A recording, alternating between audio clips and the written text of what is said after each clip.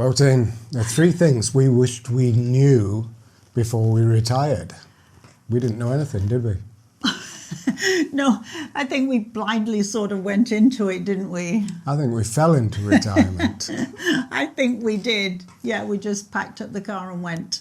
Got my police t-shirt on. I know. Another great British band. I like that one, Norm. We're all beige. We're all coordinated, I think is the word. Very bland looking. So, Tim, what are the three things we wished we knew before we retired? First has to be fear of running out of money. That's a huge one. Yeah, huge. That really dominated our pre-retirement and the early days of retirement. Yeah. However, it isn't that bad. It's like the fear of retirement, or of what are you going to do? You have all these questions because you've never been retired before. No. So what we noticed during our 8 years of retirement is the power of compounding interest and dividends.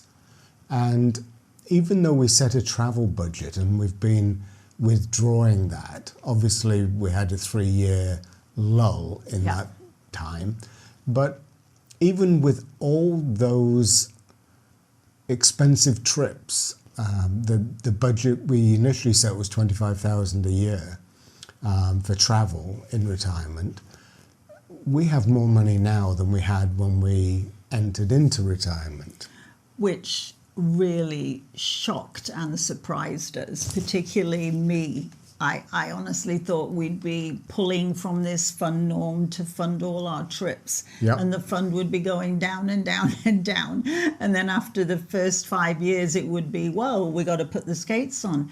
But it's not been like that at all. No, it In hasn't. a very pleasant way, it hasn't. So we don't have those fears anymore that our money is going to run out before our life does, or retirement. And one of the powerful tools that we use is budgeting. Mm-hmm. So we're doing at least twice a year a complete net worth statement of us. And it's easy for us to do that because we don't own a home. So we don't have to have the valuation of that or the debt of a mortgage. So all of our investments are pretty liquid. And so twice a year we do that. And as Tina said, we're shocked by the results of that, and it gives us confidence. The other thing we do is using our flip flyer to save money.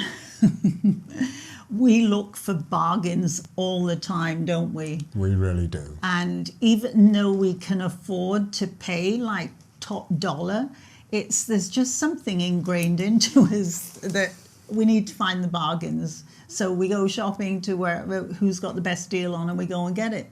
And I think it's because, Norm, indirectly, we know that when we save money on things like that, it will allow us to do more trips, more special treats and things like that. I think. Well, saving money on everyday essentials that you have to buy anyway is like earning money. Yeah. So the sale price you get is, a bonus.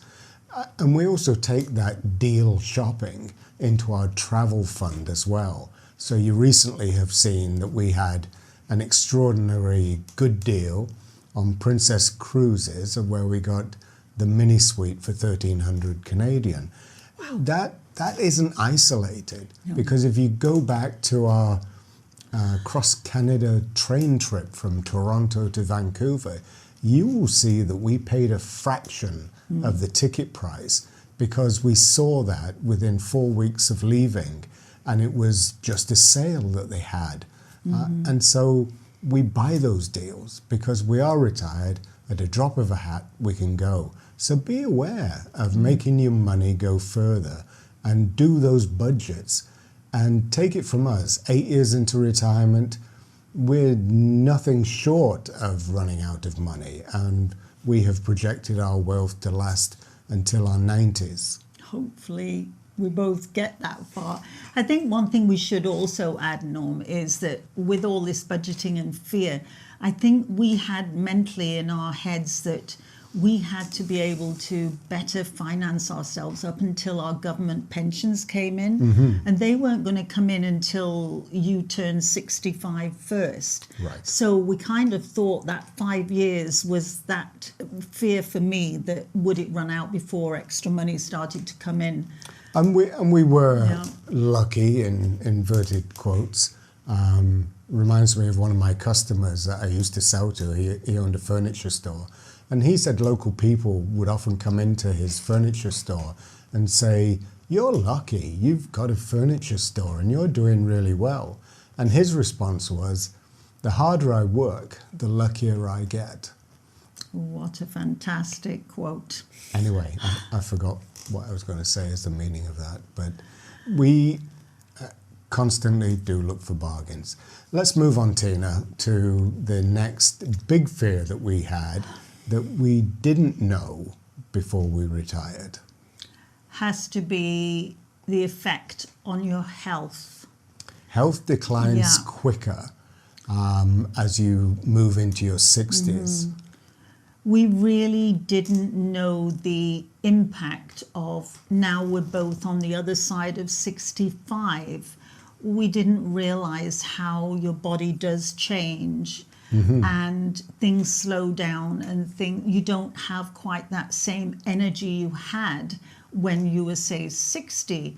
And I think if we'd have been able to jump forward and see that, we probably would have done more activities, more travel in that first 60 to 65, 5 years when we were first retired. What do you think? Yeah, so Yeah.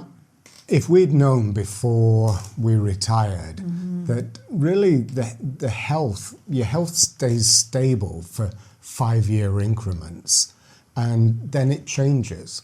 So from 60 to 65, they are the go-go years because that's the healthiest you're going to be and there are no aches and pains. You're still like you're 55. Yeah.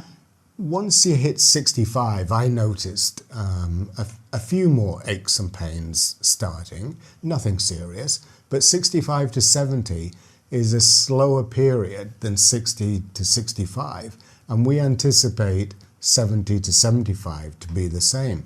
So what we're telling you is you should know before you retire the effect of your health in those years and don't waste the days like we have. No, we probably, and at the time we didn't know we were wasting it. That's the thing, isn't it? We didn't know we were wasting time. We still had the outlook in Yeah. life, like We thought we've life got was- all this time, we've got plenty of time Yeah. to do everything. life's going to last forever. Do you remember, Norm, when we were running from one airport to the other in Australia? We Yeah. went to get the next plane and we had all that energy and we buzz, but no, what was then and now is different. It is. Your whole mental and physical abilities change, and we didn't know that at the time, did So we? once you cross No. that 60-year barrier, your health declines quicker than it has in your previous life.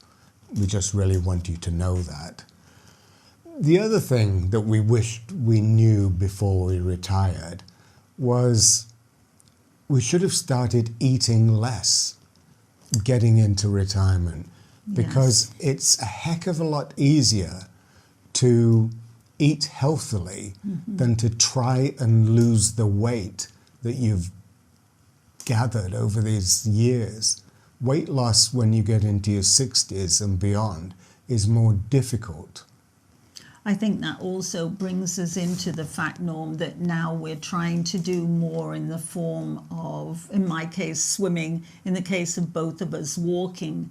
I think looking back, maybe you should have tried to put a little more effort into the exercise going to with the less eating. And I think it might have had a more gradual effect on not putting that weight on, as you say, at that time, rather than now and thinking, oh, what have we got to do to get rid of the weight? It's a lot harder, isn't it? One of the biggest traps I think that we both fell into was when we retired. We no longer have to go to work. We have all this time on our hands. We're doing quite well financially, so we felt we could eat anything. Oh, we felt, hey, you know, if there's a tub of ice cream there and it's our favorite flavor, let's have some. Yeah. And we were not eating optimally. We thought we were eating healthily, but basically our portions were too big for our metabolic rate. So what we've done, and it's a small thing, is basically reduce the amount of carbs we eat, and we're using smaller dinner plates. So we have those smaller ones that are not quite a side plate, but it's not a full dinner plate. And we bought those, and so when we fill that plate up, it's still a modest portion, but it looks like a good plate of food.